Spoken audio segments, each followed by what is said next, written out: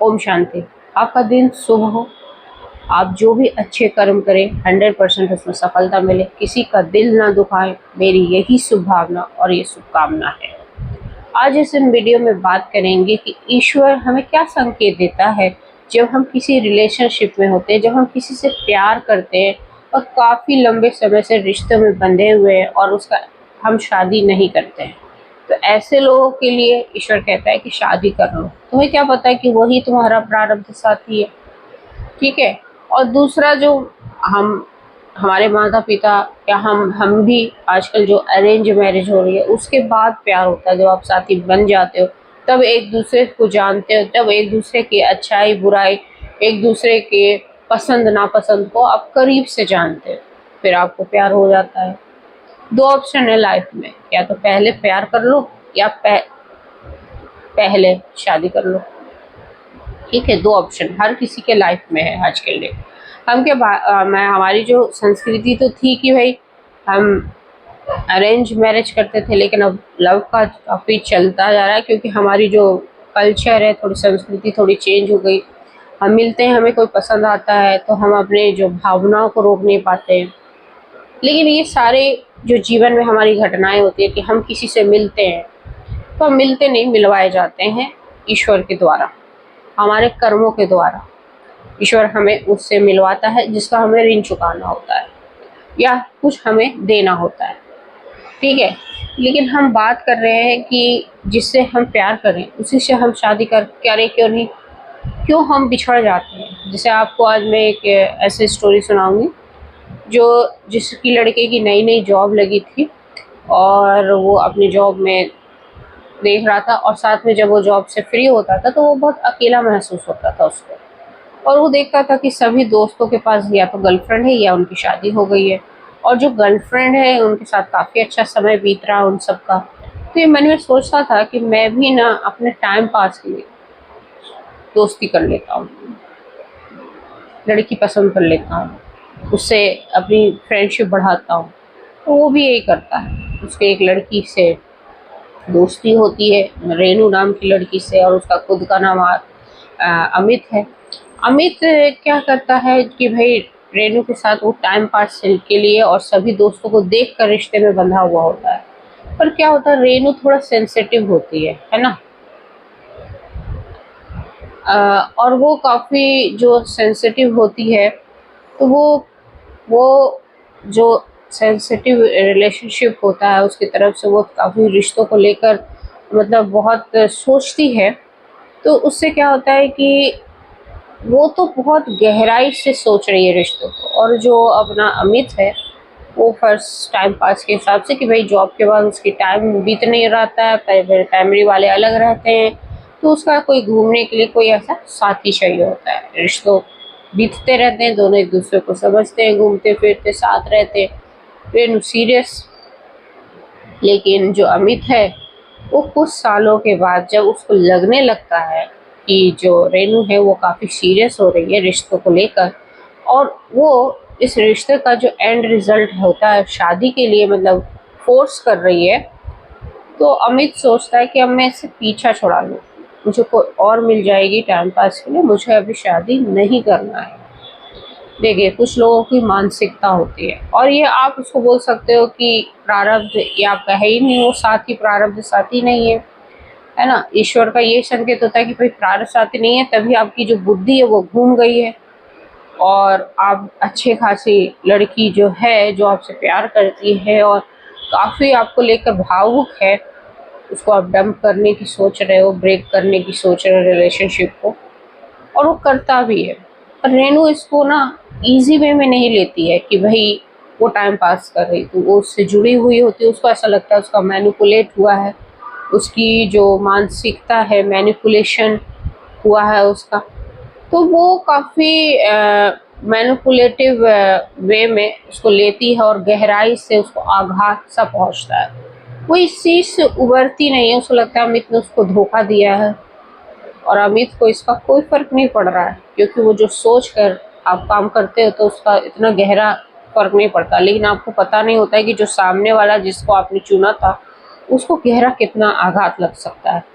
वो डिप्रेशन में जाते हैं, और वो ट्रीटमेंट भी लेती है, काउंसलर के पास भी जाती है, से वो बाहर निकलती है, समय लगता है पर निकल जाती है। और इधर अमित जवाब एक काफ़ी साल बाद, 4-5 साल के बाद जब शादी करने के लिए सोचता है तो इसको लड़की नहीं मिल रही होती है। ठीक है, काफ़ी प्रयत्न चल रहा है माता पिता का, खुद का, पर इसको वो शादी के लिए लड़की नहीं मिल रही होती। क्यों नहीं मिल रही होती है? क्या रेणु ही इसकी प्रारब्ध साथी थी? अब उस समय उसने गलत डिसीजन लिया, या आपकी प्रारब्ध ने जो समय नहीं निश्चित था, जो योजना के तहत नहीं था, आपकी बुद्धि घुमा दी गई, या आप खुद ही अपनी बुद्धि को घुमा रहे हो, भ्रमित हो रहे हो, आपने ईश्वर के संकेतों को नहीं सोचा कि जो इससे आप प्यार कर रहे हो, जिस ईश्वर ने मिलाया है ना, उसी से आप शादी कर सकते थे। फिर आप अपनी बुद्धि कैसे घूमी? क्यों आप सीरियस नहीं थे रिश्ते में? क्यों आपके साथ ऐसा हुआ? क्यों अमित को लड़की नहीं मिल रही है? और घूम फिर के फिर से उसके दिमाग में वही रेणु आ रही है कि वो ज़्यादा बेटर थी। अब वो बिताए हुए पलों को याद कर रहा है। क्यों याद कर रहा है? वो को घूम फिर के जब उसको उसका साथी नहीं मिल रहा है तो वही चीज़ क्यों याद आ रही है? क्या ये सब ईश्वर का संकेत था जो आप पकड़ नहीं पाए? या ऐसा होना चाहिए कि जिससे जो इंसान प्यार करे उसको उससे शादी कर लेनी चाहिए? हाँ, यही होनी चाहिए। क्योंकि आपको आपकी जो आत्मा है मिली है किससे? किसी न किसी वजह से ही मिली है ना? दूसरे आत्मा से कोई ना कोई रिलेशनशिप है कार्मिक। फिर आपने जानबूझ के वो काम क्यों किया? क्यों किसी का दिल दुखाया? क्यों ब्रेकअप किया? क्यों उसको छोड़ दिया? और फिर आप साथी के लिए ढूंढने जा रहे हो और आपकी उम्र निकलती जा रही है और आपको फिर वही लड़की याद आ रही है। तो इसीलिए ईश्वर के संकेत जो है कि जिससे आप प्यार करते हो, जिससे आप 4 साल 5 साल के रिलेशनशिप में हो, उससे प्लीज़ बड़ी मशक्क़त भी करनी पड़े, हो सकता है आपकी फैमिली ना माने, हो सकता है आपके रिश्तेदार ना हो, शादी कर लो। क्योंकि ये मैनिपुलेशन ही होता है, किसी के दिमाग के साथ खेलना, किसी के शरीर के साथ खेलना। ठीक है। दूसरा जो मेरा बात है कि अगर आप इन सब चीज़ों में नहीं हो, कि हर कोई रिलेशनशिप में नहीं होता है, हर कोई प्यार में नहीं होता है, तो दूसरा है कि आप अरेंज मैरिज कर लो। और जो मैरिज आप करते हो उसमें 100% अपनी तरफ से, क्योंकि जो भी आपका साथी बना है वो भी आपका प्रारब्ध है। जो आपका साथी आपसे मिला है वो ही आपका प्रारब्ध है, पहले तो इसको एक्सेप्ट कर लो।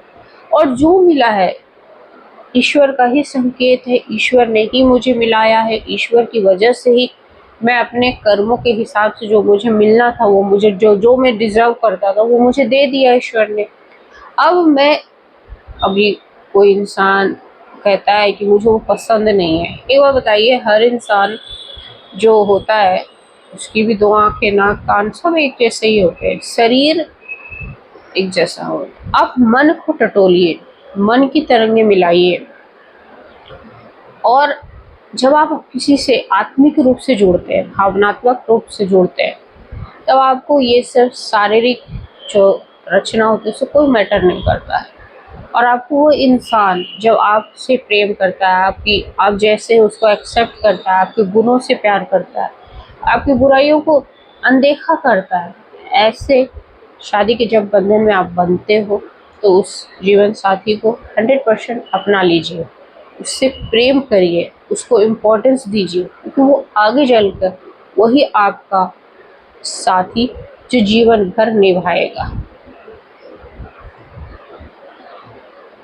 आप ये मत सोचिए कि मैं इसे प्यार नहीं करता हूँ और अब वो मेरी ज़िंदगी में आ गए हैं। ठीक है, ऐसी भी बहुत सारी स्टोरी मैं आपको सुना सकती हूँ। वो मेरी ज़िंदगी में आया और मुझे पसंद नहीं है तो मैं उसकी तरफ देखती ही नहीं हूँ, मैं इम्पोर्टेंस ही नहीं दे रहा हूँ, और मैं अपना पारिवारिक रिश्ता खराब कर रहा हूँ। क्यों? क्योंकि वो मुझे पसंद नहीं है।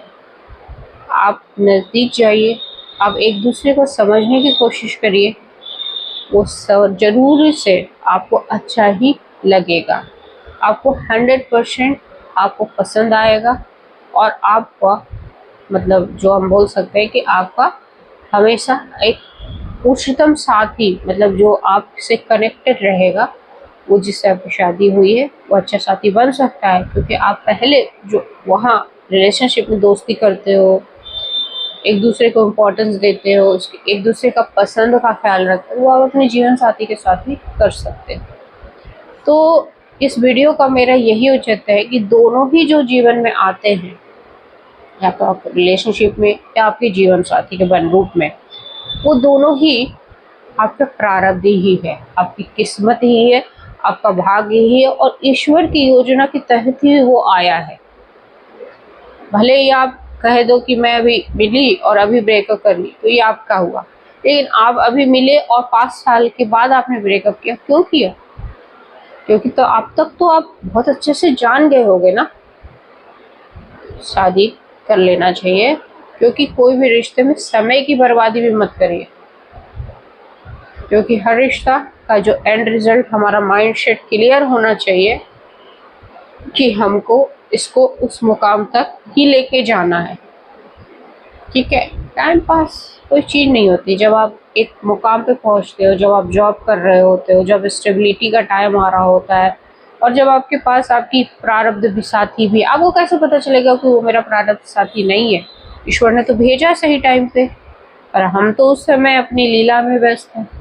तो ये सब काम नहीं करना है दोनों ही परिस्थिति में, चाहे जीवन में कैसी भी परिस्थिति हो, समय रिलेशनशिप में हो या शादी हो, खुश रहना बहुत ज़रूरी है, और उस ईश्वर का ग्रैटिट्यूड फील करना भी ज़रूरी है।